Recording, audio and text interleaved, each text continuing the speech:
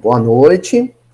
Vamos começar então mais um estudo do Evangelho de Mateus, que nós realizamos já há uma década.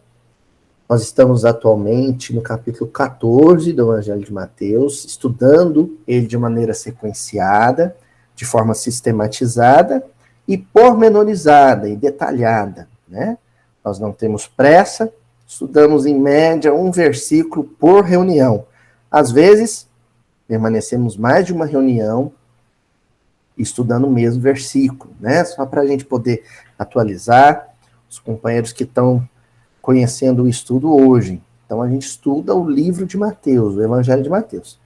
Mas, esse é um estudo feito à luz da doutrina espírita. Então, não é uma exegese solta, não é uma interpretação solta, né, no vazio, baseada em algum achismo, né, um palpite qualquer. Não. Toda interpretação que a gente faz é pautada numa bibliografia referenciada anteriormente, tá? Então, a gente primeiro faz um roteiro, né, os companheiros que me ajudam, a gente faz um roteiro, esquematiza um roteiro com uma sequência de lições e livros prioritariamente da obra de Allan Kardec e da psicografia de Chico Xavier. Raramente aparece alguma coisa que não seja dessas duas bibliografias, né? A obra de Allan Kardec, sobretudo a obra básica da doutrina espírita, e a psicografia de Chico Xavier. Gosto sempre de, volta e meia, estar lembrando isso, porque o pessoal, às vezes, não presta atenção naquelas descrições que estão lá debaixo do vídeo, tá, gente? Lá tá uma listinha, e ela tá lá para a gente estudar. O que eu mais gostaria que acontecesse, eu imagino que aconteça, é que os companheiros que assistem o vídeo em casa, que seguem o canal, também tenham o cuidado de ir na fonte e ler os textos em paralelo, tá? Então, vocês, por exemplo, que estão aqui, que acompanham ao vivo, né? Depois, quando o episódio for lançado, vai lá, pega a indicação de leitura, né? A dona Joana, por exemplo, eu sei que ela tem o cuidado de anotar na hora, de consultar na hora, né? Mas é bom ir lá e fazer a leitura. Às vezes vai parecer que uma coisa ou outra é coisa da minha cabeça. É o Aloysio que acha, né? Geralmente é o que desagrada, né? Eu já percebi isso. Assim. Se uma coisa agrada do Emmanuel, se desagrada é da cabeça do Aloysio. Não, não é da cabeça do Aloysio, não. O máximo que eu faço é a chamada recontextualização. Então, por exemplo, na época de Emmanuel não tinha rede social. Na época que o Emmanuel ditava mensagens pelo Chico, década de 50, 40, década de 30, né? Meados da década de 30, né? Ali não tinha rede social, ali não tinha Facebook, não tinha selfie. Então, o que a gente procura fazer é uma recontextualização, né? É trazer um pouco para a experiência concreta, social que a gente tem hoje. Mas a referência do comentário é Emmanuel. Eu tirei isso de lá, tá? Só para a gente poder fazer um aviso aos navegantes, tá certo? Que vão embarcar aí nessa canoa com a gente, que não é furada, né? Que a viagem, ela é segura, porém, ela bordeja, né? A gente ondula. Não tem tédio aqui, não. Né, Gel? Não tem tédio. Né? A gente sai do miudinho chacoalhado, sacudido. Hoje, por exemplo, é um desses versículos que mexe com a gente. Porque a tendência é a gente sempre lembrar de alguém, né? Com estudo. Esse aí é o fulano. Esse estudo o fulano tinha que assistir. Esse era pro fulano. A gente fica até tentado, Dona Tatiana, mandar por WhatsApp o link para ele ver se ele assiste. Porque esse ele tinha que estar aqui. Não é? Não vão fazer isso, não. Assiste quem tem que assistir. Então tá ao vivo quem tem que estar, vai clicar no link lá e assistir quem tem que assistir. Se for para ser por um acaso, que seja pela mão dos espíritos. Tá bom?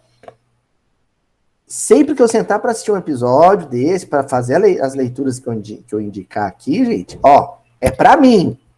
Eu, por exemplo, preparo o estudo, é para mim. Eu visto a carapucinha, faço até um lacinho aqui, ó, de fita. Tá bom? Hoje, então, é aquele versículo do capítulo 14 do Evangelho de Mateus, versículo 10, que diz assim: E mandou decapitar João no cárcere. Vamos repetir? E mandou decapitar João no cárcere. Como a gente tem pessoas que estão conhecendo o episódio hoje pela primeira vez, é bom a gente lembrar um pouco o que estudou nos versículos anteriores. Esse capítulo 14, o início dele, é uma passagem que lida com a personalidade de Herodes. Uma passagem que narra a ocasião em que Herodes mandou executar o primo de Jesus, João Batista, né? E sob a influência, instigado pela matrona Herodias, a sua esposa Herodias, e a filha dela e enteada dele, Salomé, né? A Salomé, ela pede para dançar para os convidados da festa de aniversário do Herodes com a cabeça de João Batista numa bandeja, né? Essa passagem é icônica, né? Ela é bem conhecida, né? Pessoal, ó, só para quem se assustar ali, aquela manifestação luminosa ali que aparece na telinha aqui da minha casa é um aviãozinho do meu filho, viu? Ele liga ali e faz um barulho danado, né? O obsessor da casa é esse avião do Francisco. Só para constar, o pessoal regalou um olhão assim. Mas voltando então para o Herodes, chega o momento em que o Herodes não tem mais como fugir da raia. Ele tem que atender o pedido da Salomé. Já que ele tinha dito para ela, você peça o que quiser, que eu vou atender. Não foi assim? O que você pedir, eu faço. Pois bem, agora ele tem que cumprir, né? E aí vem o versículo de hoje. E mandou decapitar João no cárcere. Quem olha esse versículo pensa em, nossa, que pessoa poderosa, né? Que poder, né? Você manda o outro matar alguém e o outro mata. A Juju aqui em casa manda eu matar uma barata e eu não mato. Eu saio correndo junto com ela. Fala, mata você! E normalmente é ela que vai lá fazer a execução facínora. Então, nem todo mundo que dá uma ordem de assassinato é obedecido, né? O Herodes, não. Ele mandou decapitar João Batista no cárcere. E foi obedecido. Aí a gente pensa, né? Que autoridade que é essa? Que poder que é esse, né? Manda e é obedecido. Mas ao que tudo indica, alguns detalhes que já estão ocultos nas camadas mais aprofundadas do versículo, que a história não é bem assim, não. Primeiro detalhe, a decapitação era uma maneira misericordiosa, entre aspas, né? Misericordiosa de executar um prisioneiro. Indolor, né?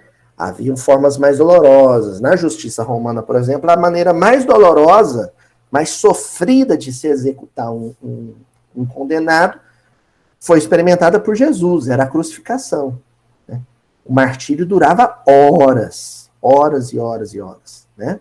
A pessoa morria lentamente. A decapitação, ela era uma maneira da pessoa não sofrer. Né? Equivaleria, pesado esse, né? Mas o versículo fala disso, mas a gente não tem como fugir, né? Equivaleria à injeção letal, né? A horrível injeção letal dos nossos dias, que supostamente é indolor. Né? Supostamente é indolor. Seria a decapitação. Bom, dito isso, tem mais um detalhe. Essa decapitação, essa maneira misericordiosa de se executar o João Batista, se deu dentro da prisão. O versículo cuida de dizer isso. Não foi em praça pública, não foi em público. Foi oculto, foi escondido, foi no cárcere, na própria cela. Ele foi decapitado ali. Geralmente, junto com a execução, vinha também a situação vexatória. A execução se dava em praça pública, para escárnio do prisioneiro. Ele não só seria executado, mas teria uma plateia assistindo a cena. Como se deu, por exemplo, com Jesus. Né? A crucificação foi assistida, acompanhada. João Batista não. Na ordem de Herodes, existem dois detalhes que não podem escapar. Primeiro, ele manda executar João Batista de uma maneira não dolorosa. E segundo, manda que ele seja executado em reservado, sem o escárnio público. O que isso significa? Que ele estava com gana no João Batista? Que estava doido para matar o João Batista? Que ele não via a hora de matar o João Batista? Não. Ao contrário. Isso significa que ele não estava sentindo o menor prazer em executar João Batista. Que ele estava fazendo a contragosto. Que ele estava fazendo aquilo contrariado. E a gente já tinha tido uma pista disso no versículo da semana passada, quando dizia que o rei entristeceu-se.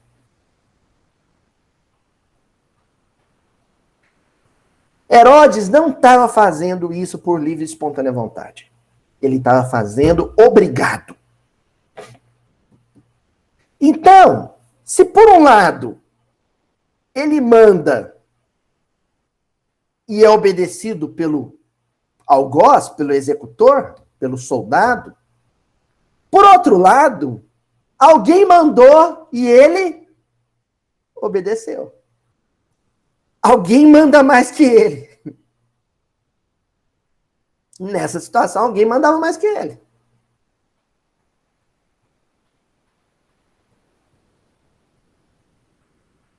O soldado, mesmo que não quisesse executar o ato, iria executar, porque ele não conseguia desobedecer, ele não conseguia descumprir uma ordem do rei.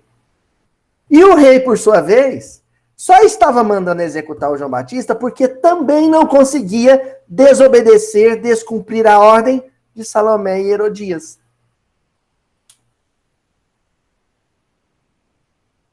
Vocês entenderam onde nós queremos chegar?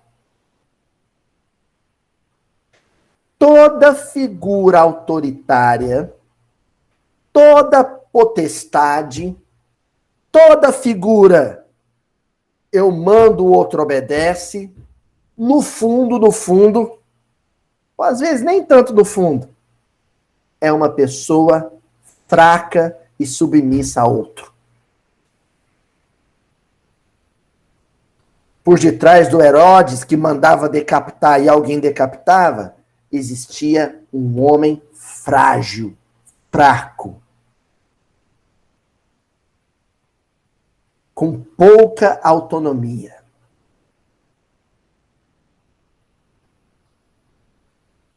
Que era um joguete psicológico nas mãos das verdadeiras mentes influenciadoras nessa passagem, que é Salomé e a Herodias. Nós vamos partir desse ponto. Porque a palavra que nós vamos destacar para estudar hoje é mandou.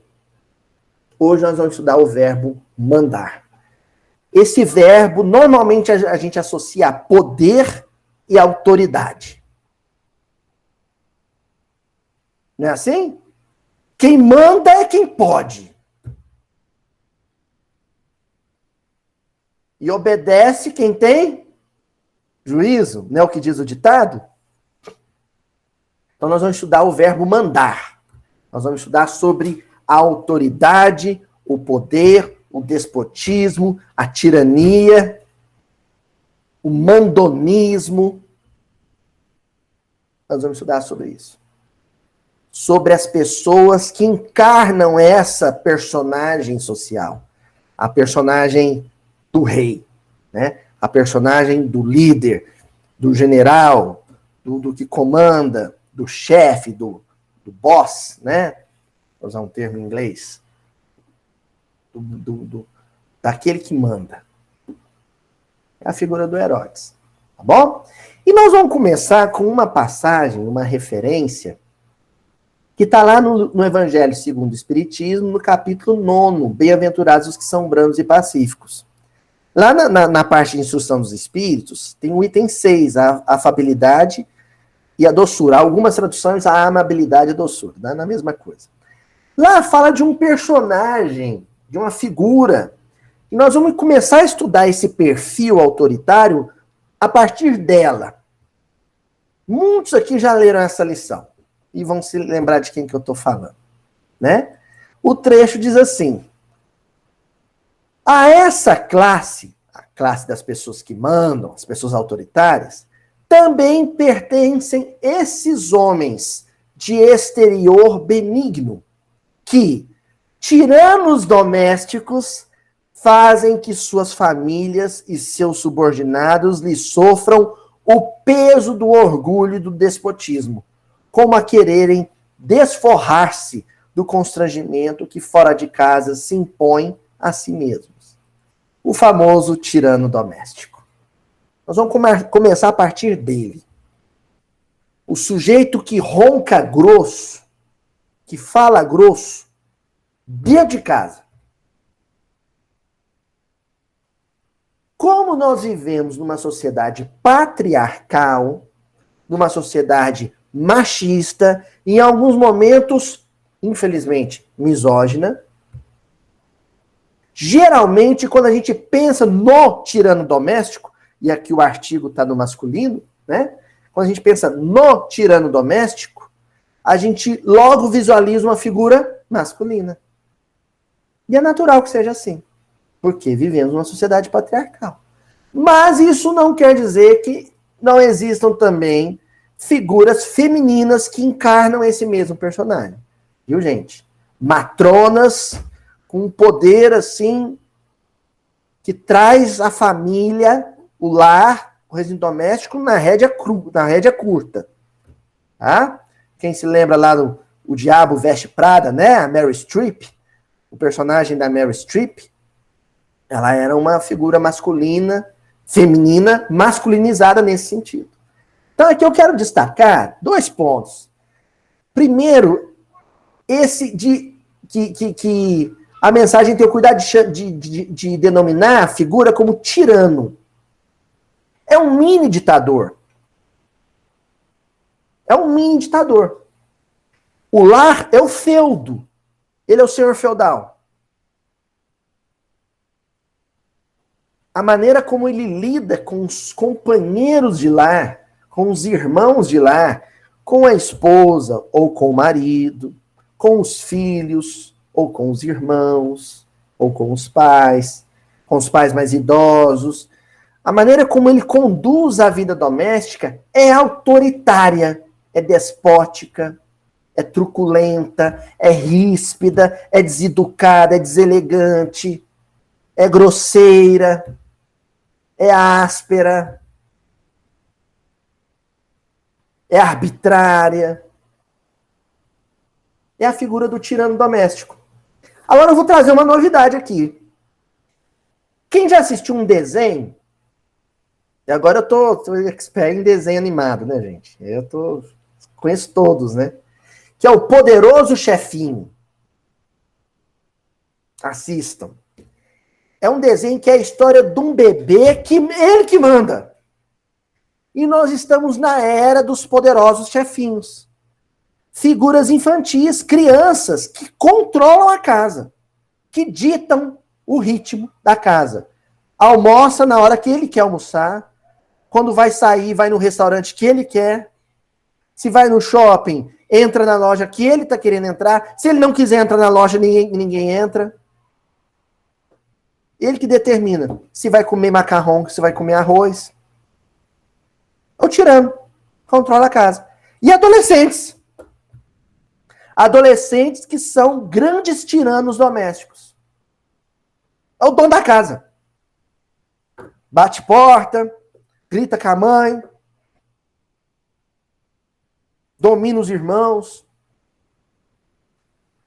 Então, aí você já percebe uma figura que por detrás da truculência, por detrás da marra, é um marrento, né?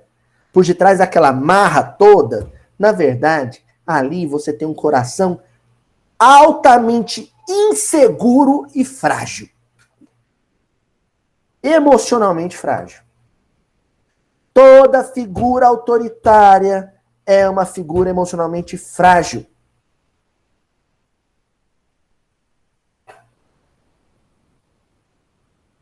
Pega o sujeito na sua casa mais mandão. Ele é o pobre coitado. Ele é o fracótico. Eu brinco com o Chico, né? Mas se não comer direitinho vai ficar fracote. Aí ele fala, pô, pai, for.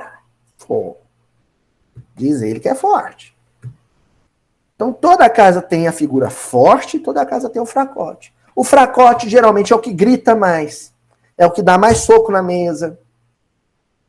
É o que apela. Toda discussão ele apela. É o primeiro a apelar. É o que grita, é o que bate porta. É o fracote da casa. E continua a mensagem do Evangelho segundo o Espiritismo.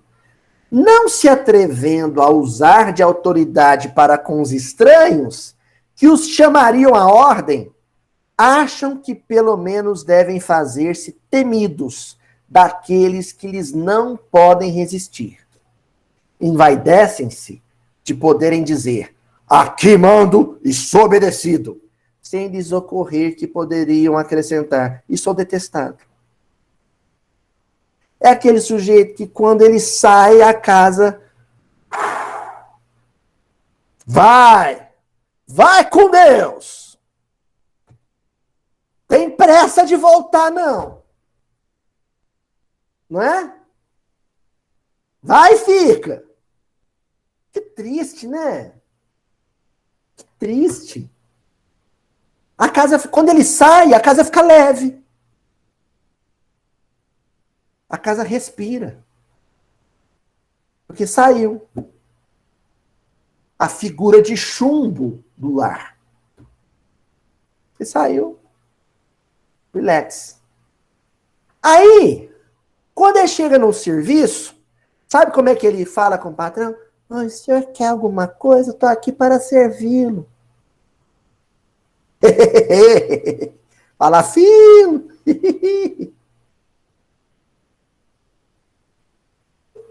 No trabalho ele é humilhado. Ele é fraco. Com o de fora, com o que tem poder financeiro, por exemplo, ele não fala grosso. Mas com a coitada da esposa fala. Com os filhos fala. Com o coitado do marido fala grosso. Lá fora não. Então essa dupla personalidade é atributo de quem tem pouca fibra moral. É um fraco. E porque é um fraco, ele tem a necessidade de ver alguém tremer na frente dele para ele se sentir importante. Que no fundo, o que ele pensa de si mesmo é que ele é um zero à esquerda. É o que ele acha de si mesmo. Então, se alguém treme, se alguém chora na frente dele, ele sente um êxtase, um certo prazer de fazer o outro chorar. Quem que era o forte? Saulo, o fariseu, ou Estevão, o cristão? Eu já contei isso aqui umas 50 mil vezes, né? Mas como eu queria que vocês lessem bastante Paulo Estevão, eu vou contar de novo, né? A cena, para mim, clássica no Sinédrio, do discurso de Estevão, é quando Saulo termina, né, dá um jeito de parar o discurso, calar a boca de Estevão com um soco na boca dele. Golpeia, dá um cruzado direto na boca de Estevão. E eu já falei isso, hein? O Estevão, ele era agricultor, puxava arado. Ele era, ó, sarado. Se ele quisesse, ele dava um rabo de arraia ali no salo, jogava ele no chão, já armava ali uma chave inglesa, um mata-leão e pronto. Mas ele segura o sentimento, ele contém a emoção, ele segura toneladas de ressentimento ali e não reage. A força que Estevão fez para não reagir foi muito superior à força que Saulo fez para desferir o golpe. Então quem era o mais forte?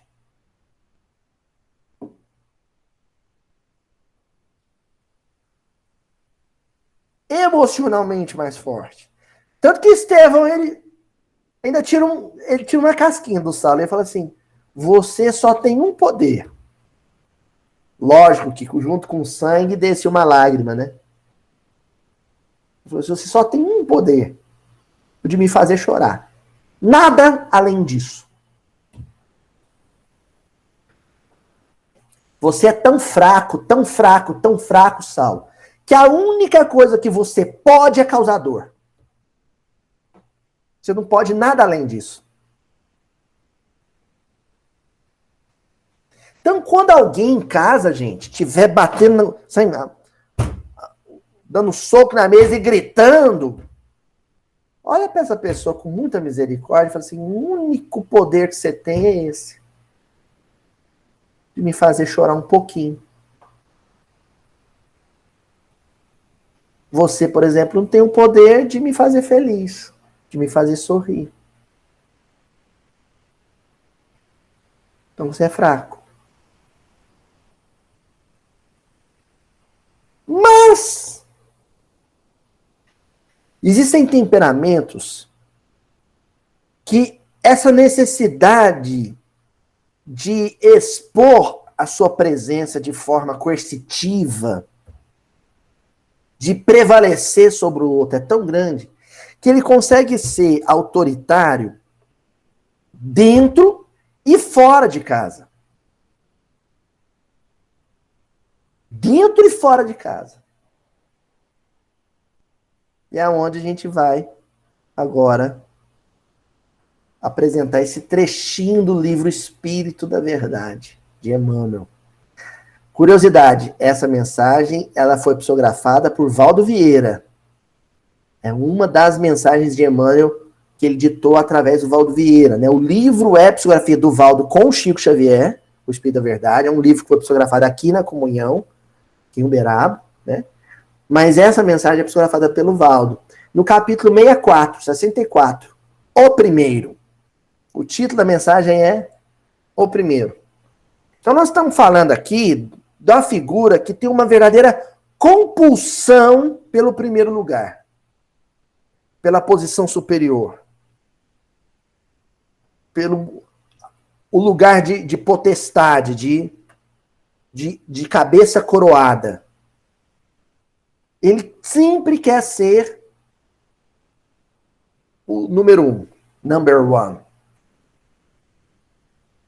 E aí o Emmanuel pega e vai comentar Mateus capítulo 20, versículo 27, que é o versículo que nós vamos estudar futuramente, né? E o versículo diz assim, em qualquer que entre vós quiser ser o primeiro, seja vosso servo. Então, essa é uma orientação do Cristo. O cristianismo, ele subverte, ele contraria a lógica social romana, sobretudo romana, a tal ponto que não tinha outro jeito mesmo de Jesus deixar o mundo físico que não fosse daquela maneira. Tamanho era o desconforto, o mal-estar que a palavra de Jesus causava no patriciado romano. É só a gente ler os romances de Emmanuel que a gente percebe isso. Porque olha o que Jesus está dizendo. Quem quiser ser o primeiro, na verdade tem que ser o último. Se você quer ter autoridade perante os outros, demonstre primeiro que sabe obedecer, que sabe acatar ordens. Na hora que você demonstrar que é competente no quesito obediência, é que os outros passarão a te respeitar e acatar suas sugestões como se fossem ordens. Eita, olha só! Isso me ocorreu aqui agora, hein? Anota aí. Quando alguém percebe que você é competente no quesito obediência, que você obedece bem, que você sabe obedecer, que você não se importa de obedecer, é que essa pessoa vai começar a acatar qualquer sugestão sua, como se ordem fosse. Você não vai precisar da ordem. Não tem aquela expressão? Seu pedido é uma ordem? A gente só diz isso para quem a gente respeita, não para quem a gente tem medo. Todas as sugestões morais de Jesus junto ao colégio apostólico foram acatadas como ordem.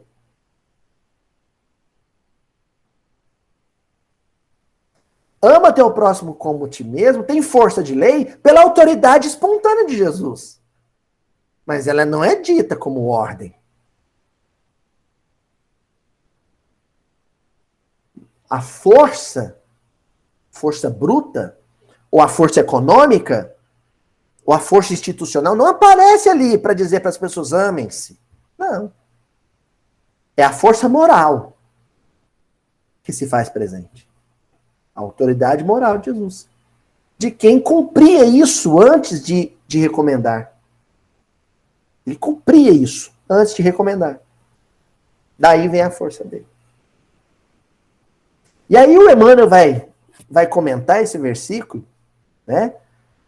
E qualquer que entre vós quiser ser o primeiro, seja o vosso servo. Então Emmanuel diz assim: nos variados setores da experiência humana, encontramos as mais diversas criaturas a buscarem posições de destaque e postos de diretiva. É um negócio que a gente fica falando das outras pessoas, né? A gente logo imagina fulano, ciclano, é todo mundo. Todos nós gostamos de mandar. Todos nós temos esse comichão, essa compulsão pela posição de autoridade. Né? A gente quer ganhar dinheiro, a gente quer ganhar na loteria, a gente quer... Para quê? Para ter autoridade sobre as pessoas, para ter funcionários, para ter empregados, e essas pessoas dependerem do nosso dinheiro. Quanto mais dependentes da nossa fortuna elas forem, mais obedientes ao nosso querer, ao nosso capricho elas serão.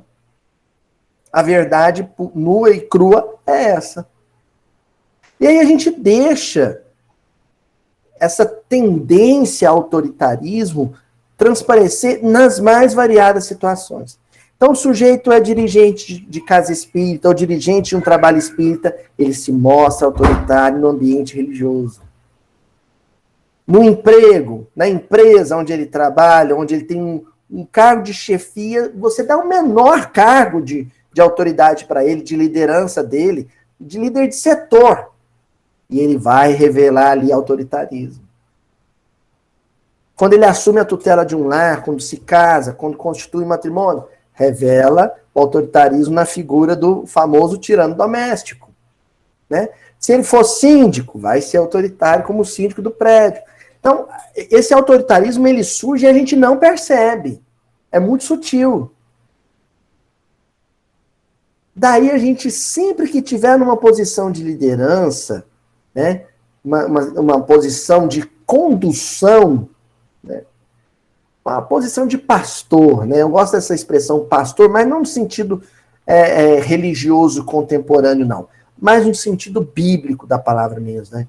A figura que conduz. Sempre que a gente estiver nessa posição, é bom e aconselhável a gente ter um amigo, um benfeitor encarnado, ou às vezes, se for possível, até contar com o auxílio da espiritualidade desencarnada, que possa nos dizer assim, você falar para... Você acha que eu estou muito mandão?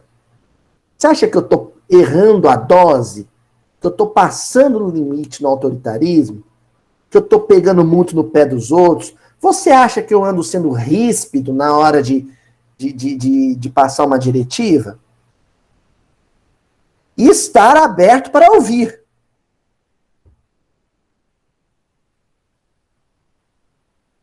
Estar aberto para ouvir do outro. Olha, eu acho que você anda difícil, você anda custoso, você está autoritário, você está mandão. A gente está aberto para ouvir. Essa crítica é o que vai nos blindar contra essa vibração pesada que emana assim, dos ambientes de autoridade. Os ambientes onde os cargos e as posições acabam embriagando as pessoas, intoxicando as pessoas. Né? Tanto que o Emmanuel continua dizendo assim, todas caminham subordinadas às mesmas leis, elevando-se hoje para descer amanhã. A parte trágica desse processo, ninguém enxerga no começo. Ninguém é rei para sempre. Ninguém vai ficar com a abraçadeira de capitão do time o tempo todo. Rei morto, rei posto. Toda posição de liderança, gente. Olha, quando eu vou dar aula de história para quinta série, muito tempo que eu não dou aula para quinta série, hoje é o atual sexto ano. Né? Mas eu adorava dar aula para quinta série. Você tinha que usar umas estratégias assim. Eu falava para os meninos assim, gente, meninos, as grandes civilizações, o Egito, a Pérsia, Roma, as grandes civilizações da antiguidade, todas elas seguiram o caminho das mãos. Então elas começam um período de ascensão aqui no polegar, ó, até o dedo médio, que é o apogeu. Quando elas estão no topo da autoridade, do controle sobre as demais nações. Mas depois disso, não tem como fugir, ó. Aí eu falava para eles, ó, declínio, ladeira abaixo. Se você hoje tem um cargo de prestígio na empresa, pode ter certeza que amanhã a empresa vai te substituir numa boa. Se hoje a sua empresa é a mais lucrativa, amanhã ela pode ir à falência. Se hoje você é o déspota, o tirano doméstico, amanhã sua esposa pode te abandonar, seus filhos tudo ir embora e você ficar sozinho.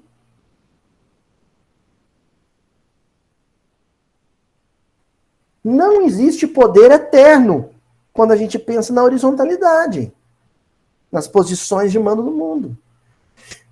Quem assume uma posição de destaque, consciente disso, sabe obedecer e sabe lidar com o subalterno. Eu estou usando o termo subalterno porque é como as pessoas utilizam, né? Mas seria melhor o liderado, alguma coisa assim. Né? Agora, quem se esquece desse detalhe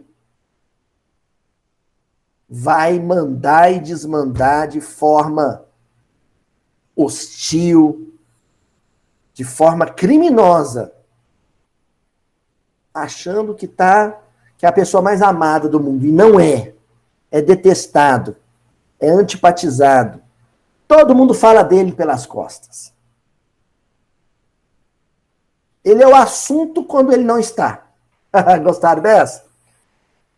É que esse pai muito mandão em casa, autoritário em casa, quando ele sai, quando ele vira as costas, a mulher, os filhos, nossa, o pai hoje acordou meio azeda, mais que o normal, né, mãe? Ele é o assunto. É muito triste viver assim. Na firma, na hora do cafezinho, quando ele não tá, ele é o assunto. Ei, mas o chefe hoje tá intragável, hein? Ele tá insuportável hoje, danado, hein? É obedecido e igualmente detestado. E aí continua Emmanuel dizendo assim: grande maioria toma a aparência do comando como sendo a melhor posição, e raros chegam a identificar no anonimato da posição humilde o posto de carreira que conduz a alma aos altiplanos da criação. Muito pouca gente que recebe das mãos de Deus, hein, uma posição de liderança, entende essa posição como transitória e passageira. E utiliza ela como trampolim, como uma plataforma de voo para aquela posição superior genuína, que aqui o Emmanuel chama de altiplanos, né? O topo da hierarquia espiritual. Poucos aproveitam a ocasião para isso. A grande maioria que assume essa posição sucumbe nela. Por isso que é uma prova muito difícil. É uma prova muito difícil. E continua Emmanuel. A chefia durável pertence aos que se ausentam de si mesmos, buscando os semelhantes para servi-los, esquecendo as luzes transitórias da ribalta do mundo. A chefia verdadeira, a liderança verdadeira, por exemplo, no movimento espírita teve Chico Xavier. Se eu falar para uma pessoa não espírita o nome de algum presidente de federativa dos Estados brasileiros, federativa espírita nos Estados brasileiros, ninguém vai conhecer. Mas se eu falar Chico Xavier, todo mundo sabe quem é. Porque a liderança que o Chico teve junto ao movimento espírita não foi uma liderança institucional. Foi uma liderança de fato.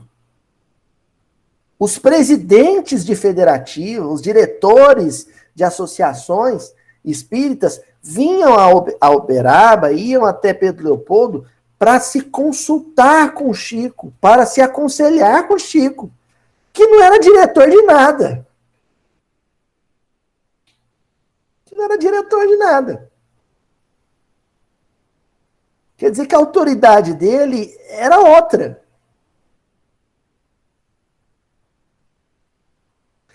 Eu me lembro do querido César Carneiro de Souza, né? Me contar de uma única vez que ele viu o Chico enérgico. Mas não era com uma pessoa em especial. Era com uma situação. Com a situação. Pessoal, na hora do chazinho, na comunhão, né? Depois dos trabalhos, tomando um chazinho. E falando mal dos outros. Ali, ó, dentro do centro. Dentro do centro espírita, tomando um chazinho e falando, porque o fulano, ciclano, falava mal do político, falava mal do técnico da seleção, falava mal. O Chico tomando o chá dele calado. Em dado momento ele pôs o chá na mesa e tinha uns mãozão, né? Quem já viu foto assim do Chico, repara, o Chico tinha uns mãozão, mão enorme, né? Que bailava em cima de um papel para nos ligar uma mensagem de luz, né? Ele disse que ele bateu a mão na mesa assim, ó. Todo mundo fez silêncio. Aí ele disse: os espíritas estão desencarnando mal. E voltou a tomar um chazinho dele. Tem gente até hoje com esse episódio na mente, assim, martelando. Os espíritas estão desencarnando mal. Autoridade. De quem desencarnou bem. Era a autoridade de um espírita que, se desencarnasse ali, naquele momento, desencarnaria bem.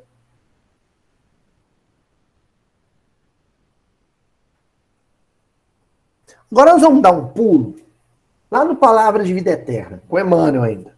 Capítulo 39. No auxílio de todos. E aqui o Emmanuel ele vai comentar a carta de Paulo a Timóteo, né, capítulo 2, versículo 2. A primeira carta, em que Paulo diz assim: pelos reis e por todos os que estão em eminência, para que tenhamos uma vida justa e sossegada em toda piedade e honestidade. E aqui a gente já começa a ver como a espiritualidade olha para essas figuras autoritárias. Começa com Paulo dizendo: olha, Timóteo, meu filho, quando você for orar, ore pelos reis. Porque a tendência é você pensar, poxa, numa sociedade escravagista, como era a sociedade clássica, a sociedade greco-romana no Mediterrâneo, você tem que rezar pelo escravo, né? E aqui Paulo diz, não, reza pelos reis. Reza pelos reis, e ele ainda acrescenta, né? E por todos que estão em eminência, que tem alguma autoridade. Reza pelo guarda de trânsito. Reza pelo presidente da Câmara, dos vereadores, dos deputados. Reza pelo técnico da seleção, pelo diretor da sua escola, pelo chefe da sua empresa. Reza por ele. Por quê? Aí vem o Emmanuel e diz assim: o apóstolo Paulo, em suas recomendações a Timóteo, lembra-nos o amparo espiritual que devemos a quantos suportam na fronte a coroa esfogueante da autoridade, comandando, dirigindo, orientando, esclarecendo e instruindo. Todos que suportam a coroa esfogueante. Aquilo é brasa. Reza a lenda histórica que quando o Papa foi coroar Napoleão, ele tomou a coroa da mão do Papa e ele mesmo coroou a si. Reza a lenda. O que ele não sabia ao fazer isso é que aquela coroa tinha brasa queimando a cabeça dele pelos anos que sucederam. Porque ele nunca mais teve um dia de paz.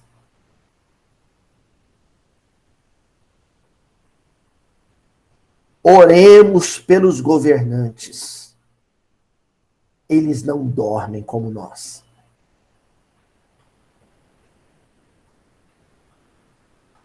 Oremos pelos governantes. Eles não dormem como nós. Porque toda coroa do mundo é brasa na cabeça. É brasa sobre a cabeça. É uma tortura. Ocupar um trono é uma tortura.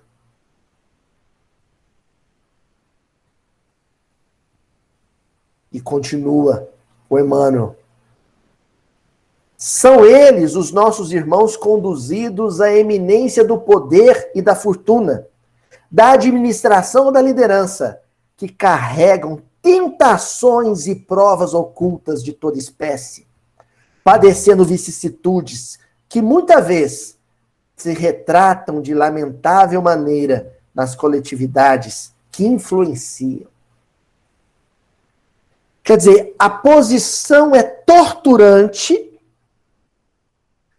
vive tentações que numa situação normal não viveria, sucumbem às tentações do poder, da autoridade, se perturbam com essas tentações que sobre eles triunfaram, e aí, perturbados, conduzindo, acabam perturbando outros também.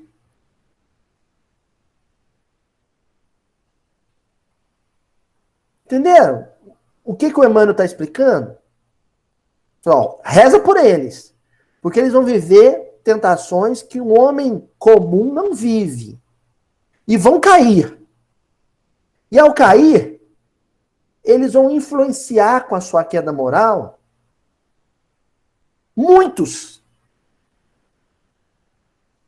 que pautam sua existência de acordo com a existência dele. O patrão, o chefe da empresa, o diretor da escola, volto a dizer, né? O chefe do executivo, o general da tropa, o presidente do centro espírita. Continua, Emmanuel. A afeição de pastores dementados, quando se não compenetram dos deveres que lhes são próprios, sofrem perturbações aflitivas que se projetam sobre as ovelhas que lhes recolhem a atuação. Pastores dementados. Eu vou falar uma coisa para vocês, mas é com o intuito de despertar misericórdia. Esse é o meu objetivo, gente. Eu já tive a curiosidade de fazer uma coisa. Sabe quando você faz no Facebook o antes e depois? Com foto? A pessoa antes e depois? Eu já tive a curiosidade, preparando aula de história, de pegar um antes e depois das pessoas que já ocuparam cargo de presidente no Brasil. É impressionante como em 1 ano, 2 anos, 3 anos, 4 anos, elas envelhecem. Elas emagrecem. O cabelo fica branco.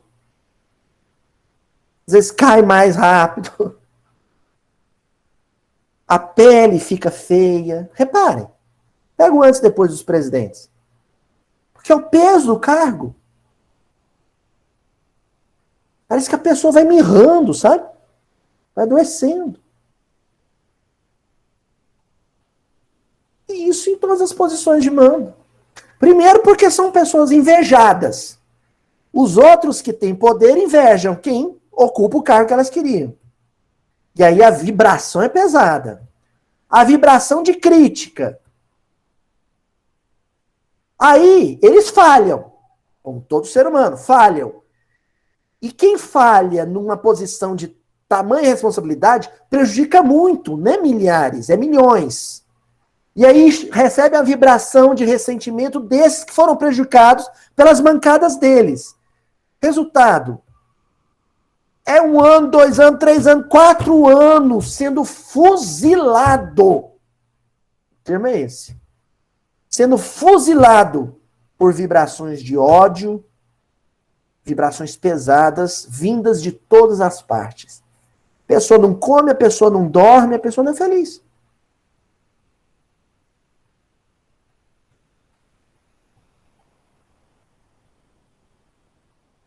Aí eu tenho certeza que alguém vai estar pensando assim. Ah, mas não são missionários? Tem uma missão, mas não são missionários no sentido lato da palavra, não. É o contrário. São endividados. Carregam o peso daquela coroa como um aleijado carrega uma muleta, como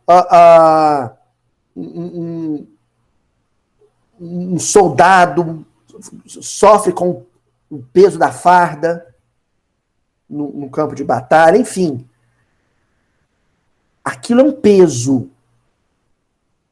Possivelmente no passado errou tanto, para ter aquela posição, que aí a vida fala assim, você quer?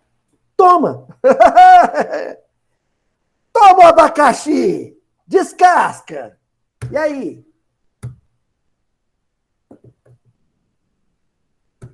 A minha mãe é muito doida, né? Para educar. Graças a Deus. Ô, bênção você ter ela como educadora da minha vida. Diz que minha irmã uma vez começou a chorar, pequenininha, e queria comer margarina, mas comer com o dedo, margarina. Ah, margarina! Chorando. E aquilo foi esquentando a cabeça da minha mãe. Minha mãe pegou o pote e entregou para ela. E ela começou com a mão. Dor de barriga, diarreia, passou mal. Minha irmã não pode ver margarina.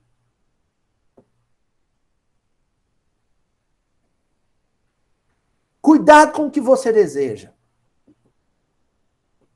Porque, de repente, você pode conseguir o que quer. E pode também se arrepender de ter desejado aquilo. O poder é isso. O sujeito perseguiu, quis tanto aquela posição, que aí a vida, não vou falar que é Deus, não, Deus não está nem aí para isso, não. Deus está assim, ó, se lixando para quem é reitor da universidade ou para quem é dirigente do time de futebol. Está se lixando. Essa escolha é nossa. E o sujeito quis tanto estar naquela posição que conseguiu. É a vida entregando o pote de margarina para ele e fala assim, agora se lambuza, vai.